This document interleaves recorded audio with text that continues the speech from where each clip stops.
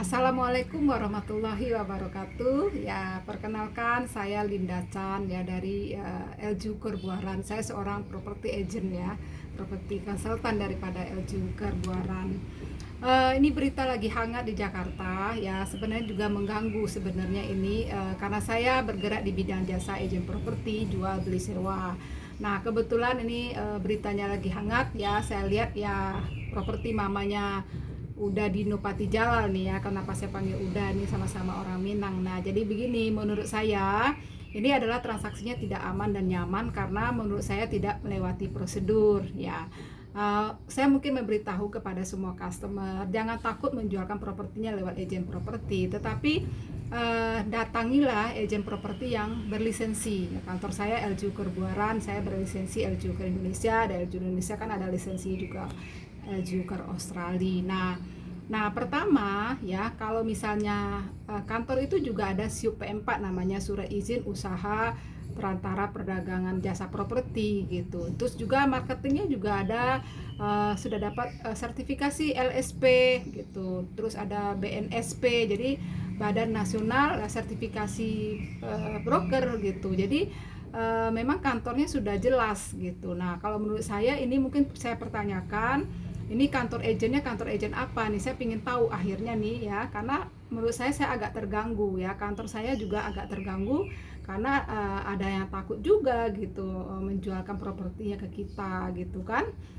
Nah, terus kalau transaksi itu setelah datangin kantor itu berarti transaksi terjadi, misalnya kalau terjadi transaksi kan negosiasi kan terbantu ya. Jadi jangan takut ya, sebenarnya kalau ibu menitipkan properti ke ibu ke kita, jasa kita sebagai jasa, kita ada sebagai agen propertinya, kita akan membantu bapak dan ibu gitu. Jadi mungkin bukan bikin sulit bapak dan ibu gitu ya, kita akan bantu. Nah, misalnya ada pembeli yang agak curang, kita akan lihat itu, oh nggak boleh begitu, kita akan lindungi ibu gitu.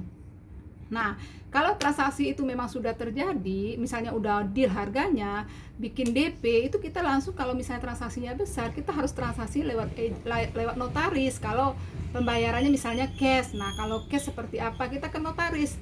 Kita bikinlah perjanjian ya, kesepakatannya dulu dengan notaris. Misalnya pembayarannya seperti apa, misalnya dia DP-nya besar nih, kadang-kadang tergiur misalnya DP-nya besar nih, udahlah kasih aja sertifikat, itu salah. Kalau misalnya transaksinya besar, DP-nya besar, jangan langsung percaya. Ini orangnya ini, jangan dikasih sertifikat. Itu yang megang adalah customer yang akan menitipkan ke notaris dengan pakai tanda terima. Tanda terima itu yang pegang hanya customer, tak boleh orang lain. Ya, kenapa? Sertifikat itu bisa diambil dengan tanda terima itu tadi, karena notaris bilang, kok bapak kasih sih, yang punya kan saya. Nah, sedangkan notaris kan melihat tanda terima siapa yang pegang, didapat pasti bisa diambil gitu. Nah, makanya saya bilang wanti-wanti sertifikat itu hanya boleh dikasih fotokopi. Jadi kalau menjual itu, kalau misalnya agen minta fotokopi sertifikat, fotokopi PBB, fotokopi IMB, fotokopi KTP, fotokopi misalnya nanti kalau udah transaksi ya, akte nikah Bu, MPWB Bu, itu memang perlu, jangan takut karena memang itu harus ada gitu. Nah, kakak gitu ya. Nah, tetapi kalau pertama itu boleh dulu fotokopi sertifikat, PBB sama IMB itu penting gitu, sama fotokopi KTP, memang itu pemilik gitu kan.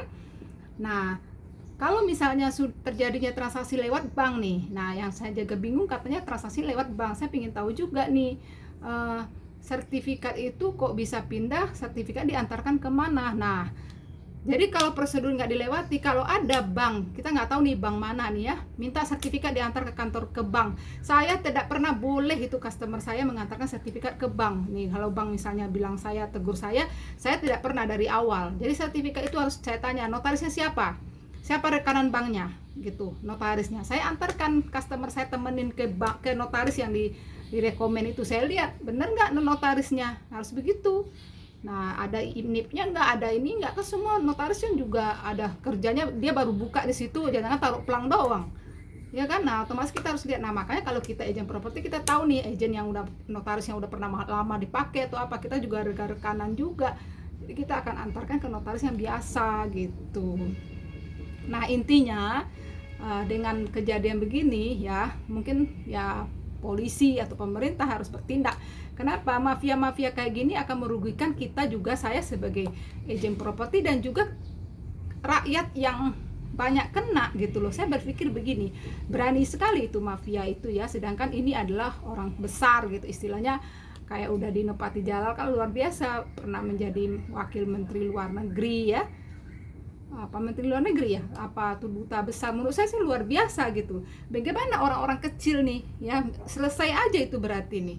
Jadi menurut saya ini harus diselesaikan mafia-mafia seperti ini ya. Terus juga trik tadi menjual lewat agent tadi saya sarankan seperti itu, dan ikut proseduralnya ya, insya Allah transaksinya akan aman ya, aman nyaman ya, dan juga berkah buat kita nih sebagai agent properti.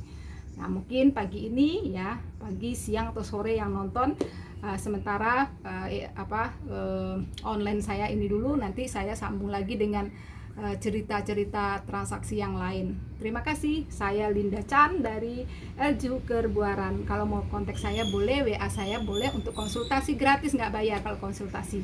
Ini nomor telepon 0818 68 52 58. Assalamualaikum warahmatullahi wabarakatuh.